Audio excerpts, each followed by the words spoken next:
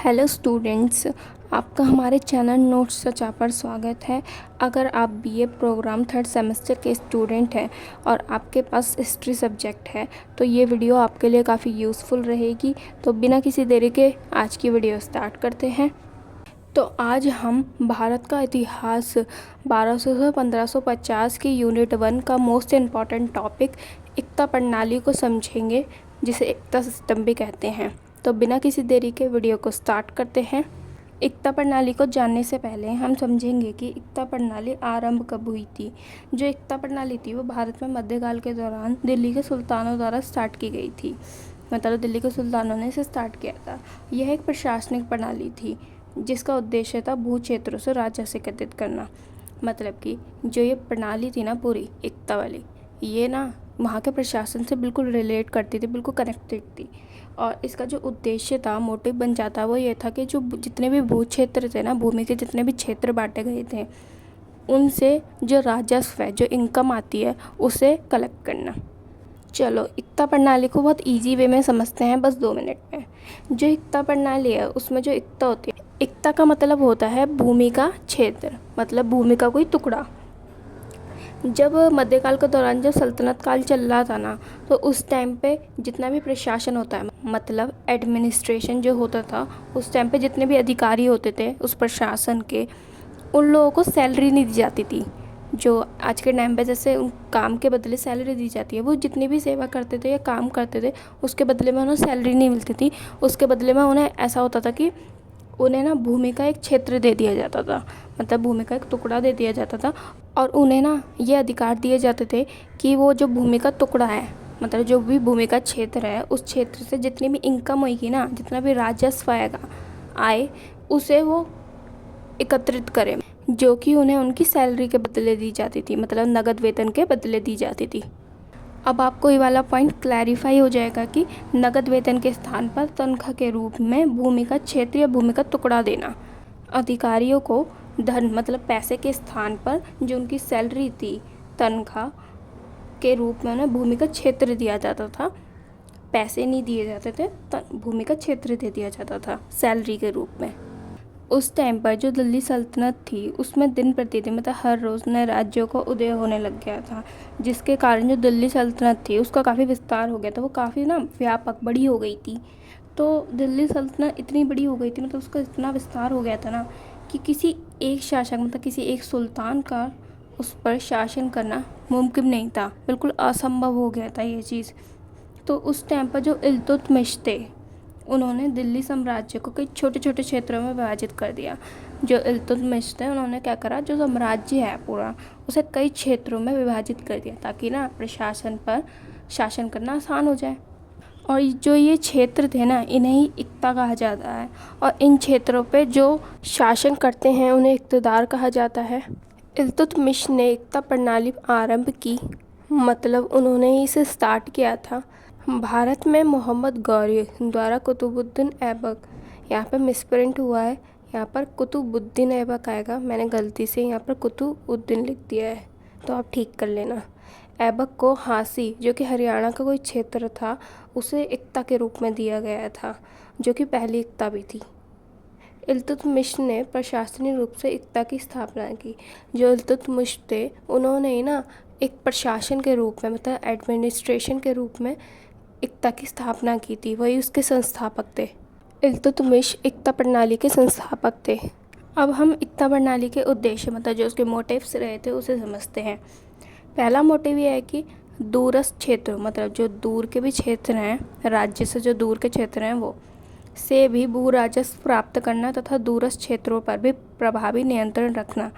इसका जो पहला उद्देश्य था वो ये था कि जो साम्राज्य से दूर के क्षेत्र हैं ना, उन पर भी ना इक़्तिदारों की सहायता से राजस्व एकत्रित करना, मतलब भू क्षेत्रों से जितनी भी इनकम हो रही है उसे कलेक्ट करना। यहाँ पे भू राजस्व का मतलब है जो भूमि से प्राप्त होने वाली इनकम है उसे कहते हैं। और दूरस्थ क्षेत्र है ना, उन पर प्रभावी नियंत्रण रखना, क्योंकि जो राजा है वो तो एक पूरे साम्राज्य पर नियंत्रण कर रहा है, और जो उसने इक़्तिदार बनाए हैं एकताओं के लिए, वो उन पर नियंत्रण कर रहे हैं। जब सुल्तान साम्राज्य पर नियंत्रण कर रहा है और जो इक़्तिदार हैं वो अपने क्षेत्रों में नियंत्रण स्थापित कर रहे हैं, इससे क्या होता है, जो पूरा साम्राज्य है ना वो कंट्रोल में रहता है। एक प्रभावी कंट्रोल में। दूसरा मोटिव है बिना केंद्र पर भार डाले इक़्तिदारों की सहायता से शासन करना और बड़ी सेना तैयार करना। मतलब देखो, अब यहाँ पे जो केंद्र है मतलब कि सुल्तान, उनके पास पूरे साम्राज्य की रिस्पॉन्सिबिलिटी है। तो उन्होंने क्या किया, उन्होंने इक़्तिदारों को स्थापित किया, अपॉइंट कर दिया छोटे छोटे क्षेत्रों में भूमि के, और उनकी सहायता से शासन करना चालू कर दिया। इससे क्या हुआ, एक बड़ी सेना भी तैयार हो गई ईज़िली। इससे क्या हुआ, केंद्र पर भार भी नहीं जाता, मतलब सुल्तान उस पर सारे उसका भार भी नहीं जाता, और शासन भी इक़्तिदारों की सहायता से अच्छे से हो जाता है। अब यहाँ पे एकता को भी ना पार्ट्स में डिवाइड किया गया है। मतलब जो एकता है वो दो प्रकार की होती है, एक होती है बड़ी एकता, दूसरी होती है छोटी एकता। बड़ी एकता में वो क्षेत्र आते हैं जो अमीरों, सेना अधिकारियों को दिए जाते हैं। इन क्षेत्रों में इक़्तिदारों का जो कार्य होता है वो ये होता है कि राजस्व वसूली, मतलब जो इनकम है उसे लेना है, और दूसरा है कि जो भी सैनिक कार्य होंगे, कानून व्यवस्था होती है, उसे बनाए रखते हैं वो। अब आती है छोटी एकता। सेम ये नॉर्मल एकता है, इसमें वेतन के रूप में सैनिकों को प्रदान की जाती है, मतलब सैलरी के रूप में ही सैनिकों को दे दी जाती हैं भूमियाँ।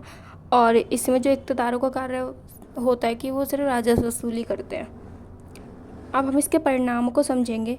पहले तो हम इसके पॉजिटिव परिणाम समझेंगे, जो पॉजिटिव इम्पैक्ट हो सकते हैं वो हैं, पहला है एकता प्रणाली द्वारा राजस्व वसूली से राजकोष में समृद्धि हुई। मतलब कि जो एकता प्रणाली है उससे जितनी भी इनकम आ रही है, राजस्व आ रहा है, उससे जो साम्राज्य का राजकोष होता है उसमें वृद्धि हुई है। अब ये वृद्धि कैसे हुई है, देखो समझते हैं। जो सुल्तान होता है जब वो इक़्तिदारों को अपॉइंट करता है तो वो सैलरी तो देता नहीं है, वो उन्हें भूमि का क्षेत्र दे देता है, भूमि का एक टुकड़ा दे देता है ना। तो क्या होता है, कुछ जाता तो है नहीं, कोई पैसा जा नहीं रहा है, सीधा साम्राज्य में आ रहा है, वो भी किससे, राजस्व की सहायता से, जो कि इक़्तिदार अपने क्षेत्र से टैक्स वसूलते हैं। वो साम्राज्य में शांति व्यवस्था स्थापित हुई है, क्योंकि जो भूमि के जितने भी क्षेत्र हैं प्रत्येक एकता पर एक इक़्तिदार स्थापित किया जाता है, जिससे कि वो उस पूरी एकता का अच्छे से देख रेख करता है, उसमें शांति व्यवस्था बनाए रखने के लिए वो जिम्मेदार होता है। उसकी रिस्पॉन्सिबिलिटी होती है कि वो अपने क्षेत्र में कानून व्यवस्था बनाए रखे और साथ ही देखे कि जो जनता है वहाँ की, उनके साथ कोई अन्याय तो नहीं हो रहा है। प्रत्येक इक़्तिदार अपने क्षेत्रों में इसी प्रकार से कार्य करते हैं और पूरे साम्राज्य में शांति व्यवस्था बनी रहती है। तीसरा है बिना खर्चे के एक विशाल सेना तैयार हो जाती है। देखो, जितने भी जो इक़्तिदार होते हैं वो उसी साम्राज्य के तो निवासी होते हैं, अलग से अपॉइंट तो किए नहीं जाते, उन्हें सैलरी भी नहीं दी जाती, सैलरी के रूप में भूमि दी जाती है। तो इससे ये होता है कि बिना खर्चे के एक बड़ी सेना तैयार भी हो जाती है। मतलब कि जो साम्राज्य है ना, वहाँ से धन जाता नहीं है, बल्कि जो इक़्तिदार है राजस्व एकत्रित करते हैं उससे धन आता और राजकोष में वृद्धि होती है, कोई खर्चा ही नहीं होता, जिससे वो बिना खर्चे के एक बड़ी सी सेना तैयार कर लेते हैं। नेक्स्ट पॉइंट है केंद्र के कार्यभार में कमी, जिससे जो केंद्र है वो स्वतंत्र रूप से अन्य मुद्दों पर चिंतन कर सकता है। जो केंद्र है उसके कार्यभार में कमी आ जाती है, क्योंकि उसने अपने साम्राज्य को विभाजित करके जो क्षेत्र बनाए हैं, मतलब जो भूमि के क्षेत्र हैं उन पर अलग से अधिकारी अपॉइंट किए गए हैं, जिससे कि जो पूरा केंद्र का भार है ना वो थोड़ा सा कम हुआ है। क्योंकि जो आधे से ज़्यादा जो रिस्पॉन्सिबिलिटी है वो इक़्तिदारों के पास चली जाती है, जिससे कि जो केंद्र है ना उसे अन्य कार्यों के लिए, जो अन्य मुद्दे हैं उनके लिए विचार विमर्श करने के लिए टाइम मिल जाता। और ये लास्ट है। अब हम इसके नकारात्मक परिणामों को समझेंगे। पहला यह है कि इस व्यवस्था में जो इक़्तिदार होते हैं उन्हें अत्यधिक अधिकार दे दिए जाते हैं, जिससे कि वो निरंकुश हो जाते हैं। वो सोचते हैं कि उन्हें मतलब पूरा भूमि का क्षेत्र दे दिया जाता है, जिससे वो सोचते हैं वही उसके स्वामी हैं, वही उसके मतलब मालिक हैं, और वो उन्हें जैसा चाहे वैसा उसको यूज़ कर सकते हैं। अब इक़्तिदारों ने ना एकता की जो आय और खर्च होता है ना उसमें भी हेराफेरी करते हैं, वो भ्रष्टाचार करने लग जाते हैं। मतलब जितना एक्चुअल टैक्स आ रहा है ना एकता से, वो जो इक़्तिदार होते थे वो ये सब बताते ही नहीं थे, वो इसमें थोड़ा सा हेरा फेरी करके एकता की गलत आय बता दिया करते थे। इतना भ्रष्टाचार देखते हुए ना कई सुल्तानों ने इसे रोकने के लिए ना कुछ नियम बनाए, इस पर नियंत्रण स्थापित करने के लिए कई नियम बनाए, जिसमें से पहला है कि बलबन ने ना ख्वाजा नामक एक अधिकारी होता था उसे अपॉइंट करा, जो कि एकता का मतलब जो एकता है भूमि का क्षेत्र उसकी आय का आकलन करता था, देखता था कि जो भूमि का क्षेत्र है उससे कितनी आय आई है और कितना खर्च हुआ है, वो ये पूरा देखता था। दूसरा है अलाउद्दीन खिलजी। उसने इक़्तिदारों के स्थानांतरण मतलब जो उनका ट्रांसफ़र होता है ना, उस पर ज़ोर दिया। उसने 3 वर्ष से अधिक किसी इक़्तिदार को एक इक़्ता में नहीं रहने दिया। मतलब कोई इक़्ता है, उसमें 3 साल तक ना एक इक़्तिदार रहेगा, 3 साल के बाद वो इक़्तिदार उसी इक़्ता पर नहीं रहेगा, उसका ना ट्रांसफ़र कर दिया जाएगा। जिसकी नॉर्मल जॉब्स होती है, उस पर हम कुछ सालों तक काम करते हैं, कुछ सालों के बाद हमारा ट्रांसफ़र हो जाता है, उसी टाइप से। उसने इक़्तिदारों का जो ट्रांसफ़र है वो इसलिए किया ताकि जो इक़्तिदार होते हैं उन्हें भूमि का पूरा क्षेत्र दे दिया जाता है। कहीं वो अपने आप को उस पर स्वतंत्र न समझ ले कि भाई हम ही इसके राजा हैं, हम ही इसके मालिक हैं, तो वो कहीं उसी इक़्ता पर अपना वर्चस्व ना स्थापित कर लें। तो इसलिए वो ऐसा करता था। उसने इक़्ता व्यवस्था में केंद्र के हस्तक्षेप को बढ़ा दिया। जो अलाउद्दीन था, उनने ऐसा करा कि जो केंद्र होता है ना, हमारा जो प्रशासन है, उसका हस्तक्षेप बढ़ा दिया ताकि जो इक़्तिदार है वो ज़्यादा भ्रष्टाचार ना कर सके, उन्हें कंट्रोल किया जा सके। आज के लिए बस इतना ही। अगर आपको आज की वीडियो अच्छी लगी हो तो वीडियो को लाइक करें, शेयर करें और नई वीडियोस के लिए चैनल को सब्सक्राइब करना ना भूलें। Thank you for watching.